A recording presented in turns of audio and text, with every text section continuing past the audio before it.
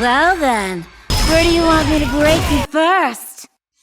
Hey guys, welcome back to the Juri breakdown part 2. Well, this time around we're going to be talking about her V-trigger and what we actually think it's probably going to be able to do now that we know exactly what it is. If you have not seen part 1, go ahead and click the link in the description, or there will be an annotation that pops up on the side of the screen to let you know to go and do so. Also, if you are new to the channel, don't forget to go ahead and like, comment, and subscribe. And with that being said, let's go ahead and get right on into this video. So first things first.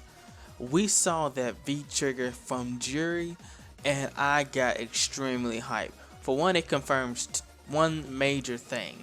The fact that her eye did not get removed, but in fact it was a theory that a lot of other people other than myself said, which was her eye is so powerful now that it needs to be contained to be stabilized. Which means that she is extremely strong at this point, which means she's probably going to be a high tier character in Street Fighter V.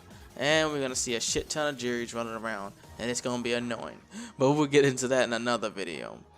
But also, then we see this combo that she starts doing, which they cut it off because they don't want to show us too much, because, you know, she's obviously the next character since Balrog has officially been revealed and he's coming out on Friday with Ibuki, which tells us that Juri is indeed the next character to be released, and hopefully she comes out at the very tail end of July. That would be pretty awesome if they actually did that. That would mean that they will officially be back on schedule, and that Urim would finally come out in August. So, with that being said, let's go ahead and talk about the animation of her V-trigger. Well, her V-trigger obviously states that her eye is being overpowered with energy or with data, which allows her to convert into energy so that she can strike down her opponent however she pleases.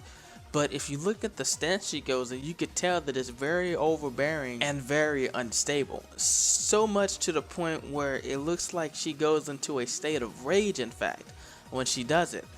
And that seems to be pretty unique compared to what she used to do, where it would just kind of just glow and it would just shine there. Also, if you notice that the color of it actually changed too. Back in Street Fighter 4, it used to be pink, but in Street Fighter 5, it is now white, which in my opinion, if you look at the resurgence of colors and the ultraviolet rays, pink is kind of in the reddish area, which is kind of a low tier color, which means it's very stable. White is the brightest of all colors, which means that it is in fact extremely unstable, which means it is extremely just eating up and pulling a bunch of energy from her and probably from everybody around her, because remember, she also absorbs people's energy. So it's pretty crazy what's going on with Juri right now if you really think about it. Now my question is, will this be the demise of Juri? Will she die because of this? Will she be able to get it in check? Is it getting to this point because she hasn't been able to get any repairs done to it due to the fact that Sin is now destroyed? It's a lot of things that play into this, but overall we know that she's going to get a significant an attack buff and speed, and it would make sense for them to give her greater durability as well, because if you notice that when she does have her fusion engine activated, she is extremely durable. But what I want to go into is how I think that they should actually utilize this new V-trigger, or that they've already probably utilized it in this way. I do not feel like her fusion engine should have a limit on it.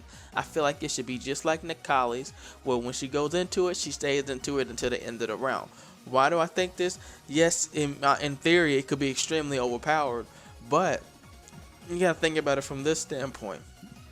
It's an ability that stays on for as long as she needs it to be on.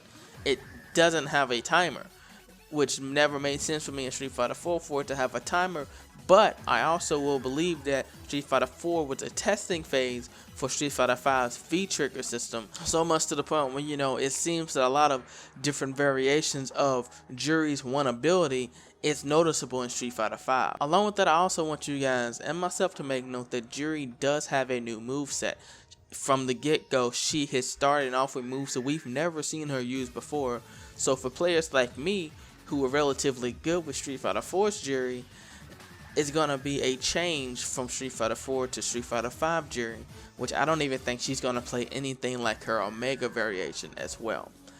This has been TWV. I hope you guys enjoyed this video. Don't forget to like, comment, and subscribe for the greatness. And what do you think about Juri's V-trigger? How do you think it should function? How do you think that it will function? And with that being said, don't forget to like, comment, and subscribe to the greatness. I will see you guys in part 3 of the Juri breakdown, and I'm out.